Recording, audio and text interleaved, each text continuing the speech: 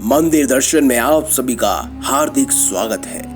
दोस्तों, आज हम आपको एक ऐसी कहानी के बारे में बताएंगे जो आपको जिंदगी के सही मायने समझा देगी। ये कहानी एक ऐसे व्यक्ति की है जो रहता तो सरहद के पार है, लेकिन उसे अपने गुरु की आस्था के लिए सरहद के उस पार जाना है जहां उसके गुरु हैं। उनका बहुत ही भव्य और सुंदर गुरुद्वारा है।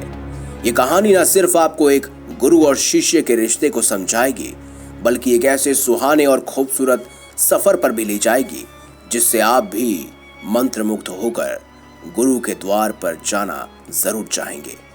धर्म कोई भी हो, सिखाता सिर्फ मानवता और धर्म का आचरण ही है। आप सोच रहे होंगे कि हम सरहदों की बात क्यों करने लगे। दोस्तों, जो हमारी कहानी के पात्र हैं उनका नाम है मनप्रीत। आज की ये कहानी हमें उनकी तरफ से ही भेजी गई है। मनप्रीत वैसे तो दिल्ली के रहने वाले हैं, पर उनका परिवार पंजाब के एक गांव में रहता है। हम सब जानते हैं कि दुनिया भर में न जाने कितने ही आस्था के प्रतीक, भव्य मंदिर, गुरुद्वारे, चर्च और मस्जिदें हैं जिनका अपना एक अलग ही महत्व और वर्चस्व है। मनप्रीत साल में एक न एक बार भारत के किसी न किसी गुरुद्वारे में माथा टेकने के लिए जाता था। वह लगभग भारत देश के हर गुरुद्वारे में जा चुका था, लेकिन उसका सबसे ज्यादा मन सिखों के पहले गुरु नानक के गुरुद्वारे करतारपुर साहिब जाने का मन था, और वह पूरी तरह से मन बना चुका था कि वह यहाँ जाएगा। वह दुनिया के सबसे बड़े गुरुद्वारे श्री करतारपुर साहिब जी जाने की इच्छा के लिए बैठा था। मनप्रीत ने बताया कि उसने किस तरह यहाँ जाने के लिए सभी व्यवस्थाएं की थी। उन्होंने बताया कि गुरुद्वारे की दरबार साहिब करतार जाने के लिए आपको करतारपुर कॉरिडोर से जाना होगा, जो कि सीधा आपको गुरुद्वारा करतारपुर ले जाएगा। यहाँ जाने के लिए आपके पास किसी वीजा या फिर पाकिस्तान सरकार की मोहर की जरूरत तो नहीं होगी। आपको सिर्फ भारतीय पासपोर्ट की जरूरत पड़ेगी। आधार कार्ड की भी आवश्यकता नहीं है। करतारपुर कॉरिडोर पूरी तरह वीजा मुक्त कॉरिडोर है। करतारपुर कॉरिडोर जाने के लिए आपको ऑनलाइन आवेदन करना होगा। इस वेबसाइट का नाम है गुरु नानक जी की 550वीं पुण्यतिथि, अर्थात उनके जन्म दिवस के उपलक्ष्य में प्रकाश पर्व के नाम पर रखी गई है। आपको इस वेबसाइट पर उनकी सारी जानकारी प्राप्त हो जाएगी। जानकारी भरने के बाद आपको एक कंफर्मेशन मैसेज आएगा, जो कि आपकी यात्रा के 4 दिन पहले ही आपको भेज दिया जाता है। वहां पहुंचने पर आपको बाकी औपचारिकताएं पता चल जाएंगी।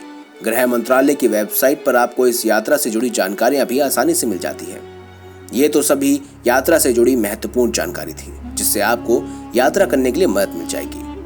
आपको यहाँ जाने से पहले भारत में स्थित डेरा बाबा नानक पहुंचना होगा, क्योंकि ये कॉरिडोर आपको डेरा बाबा नानक के करतारपुर साहिब ले जाता है। बात आती है कैसे ये कॉरिडोर या करतारपुर पाकिस्तान के हिस्से में है।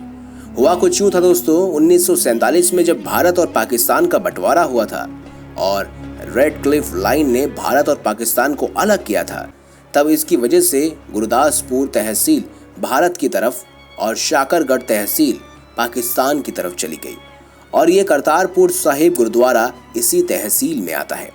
अब बात करते हैं कि क्यों करतारपुर साहिब की इतनी मान्यता है। क्या है करतारपुर साहिब में ऐसा जो आपको यहाँ जाने के लिए मजबूर कर देगा। सभी धार्मिक स्थलों की अपनी एक मान्यता और एक पहचान होती है, जो कि लोगों की आस्था का प्रतीक है। गुरुद्वारा साहिब करतारपुर सिख समुदाय की आस्था के महानतम प्रतीक है। इतिहास में इस बात का वर्णन बहुत ही सुंदर तरीके से किया गया है कि सिखों के महान 10 गुरुओं में से सबसे पहले गुरु नानक देव जी ने अपनी जिंदगी के अंतिम वक्त 17-18 साल यहीं करतारपुर में गुजारे। करतारपुर साहिब गुरुद्वारा पाकिस्तान से होकर बहने वाली रावी नदी के किनारे में स्थित है। गुरु नानक ने यहाँ पर सिख समुदाय को संगठित किया, और वह गुरु नानक जी ही थे जिन्होंने गुरु का लंगर नाम से प्रथा चलाई, जिसकी बदौलत गुरुद्वारे में आने वाले किसी भी व्यक्ति को निःशुल्क भोजन परोसा जाएगा। और सिख समुदाय आज भी इस प्रथा को अपनी वर्चस्व और अपनी अभिलाषा मानता है। गुरु नानक देव जी ने अपनी अंतिम सांसें भी करतारपुर साहिब में ही ली थी। तो चलिए अब शुरू करते हैं मनप्रीत की कहानी। मनप्रीत के साथ यात्रा शुरू करते हैं। मनप्रीत अपनी मंजिल की ओर निकल पड़ा था। उसे यह 4 किलोमीटर का रास्ता मानो ऐसा लग रहा था कि बस अपनी जिंदगी के ऐसे मुकाम पर वो आ चुका है जिसके बाद उसकी जिंदगी में कोई चाह नहीं बचेगी। उसके जन्म लेने का मकसद पूरा हो जाएगा। उसके चेहरे की चमक उसकी खुशी बयां कर रही थी। उसे वैसे तो बस के अंदर बैठे बैठे ही गुरुद्वारा दिख गया था। दुनिया के सबसे बड़े गुरुद्वारे को देखकर वह सब कुछ भूल चुका था। बस से महज 4 किलोमीटर की दूरी पर होते हुए भी वह गुरुद्वारा करतारपुर साहिब पहुंचा। उसके मुंह से बोलो सयाना। जैसे ही वो करतारपुर पहुंचा तो उसके मुंह से सिर्फ एक ही शब्द निकला, बोले सोनिहाल, सत श्री अकाल। दोस्तों, वह अपने घुटनों पर बैठकर फूट फूट कर रोने लगा। उसके दोनों हाथ अपने गुरु, अपने मालिक के द्वार को देखकर आपस में उठकर जुड़ गए। गुरु के इस द्वार पर पहुंचकर वह मन ही मन मानो ऐसे हो गया कि उसने गुरु नानक जी के दर्शन को प्राप्त कर लिया हो। गुरु के इस द्वार पर दोनों तरफ से लोग उसे मिले। उसने वहां पाया कि वहां सिर्फ उनकी आईडी कार्ड के रंग के सिवा सब कुछ एक ही है। वहां हर कोई सिर्फ एक मकसद से आया था, उसे अपने गुरु के दर्शन करने थे। गुरुद्वारे पहुंचकर वहां उसने सरोवर का जल पिया, अपने गुरु द्वारा स्थापित प्रथा का लंगर भी चखा। गुरुद्वारे के अंदर गुरु नानक जी की बहुत ही भव्य समाधि है। वह वहां हर कोने कोने को देखकर ऐसा खुश हो रहा था मानो किसी को सब कुछ मिल गया हो। और सच बात यह है कि जिसे अपना गुरु, अपना प्रभु मिल जाए, उसकी ऐसी खुशी स्वाभाविक है। मनप्रीत वहीं गुरुद्वारे के आंगन में थक कर लेट गया था। उसे लगा जैसे कि उसके सर के नीचे उसके सिर को उसके परम पूज्य गुरु को गॉड मिल गया है। वह बहुत ही गहरी नींद में चला गया। जब वह उठा तो उसने देखा कि गुरुद्वारे में सेवा देने वाले लोग अब उठ रहे हैं। वह हैरान हो गया, उसे विश्वास ही नहीं हो रहा था। वहां लोगों से कहने लगा कि नानक देव जी कहाँ हैं? वह अभी यहीं थे।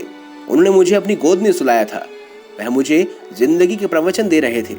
उसके आसपास लोग खड़े हुए थे, देख रहे थे और उसे समझाने लगे कि बेटा, ये प्रभु ही हैं जो हर जगह तुम्हारे साथ हैं। बस उन पर तुम्हारी आस्था और विश्वास उनके करीब ले जाती है। उन्होंने मनप्रीत को बताया कि शायद वह अपनी बस को छोड़ चुका है। अब यह बस अगले दिन ही आने वाली है। पहले तो वह इस बात से परेशान हुआ, पर उसे बहुत जल्द ही एहसास भी हो गया कि शायद उसके गुरु उसे अपने साथ एक दिन और अपनी गोद में सुलाना चाहते हैं। तो वह इस बात को मन ही मन मुस्कुराकर समझने लगा। उस पूरी रात वह आंख बंद करके अपने गुरु से बातें करता रहा। उसने अपना एक भी पल व्यर्थ नहीं जाने दिया। अगले ही दिन जब उसे जाना था तो उसका मन बहुत भारी सा हो रहा था, लेकिन वह इस बात से खुश भी था कि उसने आखिर अपनी जिंदगी का आखिरी सपना भी पूरा कर लिया है। अब वह भारत वापस आने के लिए बस में बैठ गया था। उसकी आंखें रास्ते भर गुरुद्वारे को निहारती रही। भले ही सरहदों ने हमें जितना भी बांटा हो, लेकिन हम सबके अंदर एक ही दिल धड़कता है, एक ही जैसी सोच, एक ही जैसा व्यवहार, भाईचारा जो हमें एक दूसरे से बांधे रखता है। जब वह वापस आ रहा था तो उसकी आंखों में खुशी के आंसू थे। उसने अपने चारों तरफ देखा, आसमान में उड़ते पक्षियों को, तेज चलती हवाएं कैसे खेतों को लहरा रही थी, पास बहती हुई नदी। ये सब देखकर उसके मन में एक बहुत ही सुंदर संगीत के बोल गूंज उठे। पंछी, नदियां, पवन के झोंके, कोई सरहद ना इन्हें रोके। सरहदें इंसानों के लिए हैं, सोचो तुमने और मैंने क्या पाया इंसान होगे। दोस्तों, आशा है आपको हमारी और मनप्रीत की ये खास कहानी अच्छी लगी हो। वीडियो अच्छी लगी हो तो वीडियो लाइक करें, हमारे चैनल को सब्सक्राइब करें और ज्यादा से ज्यादा शेयर भी करें। मिलेंगे अगली बार एक नई खास वीडियो के साथ। तब तक के लिए बहुत बहुत धन्यवाद। देखते रहिए मंदिर दर्शन।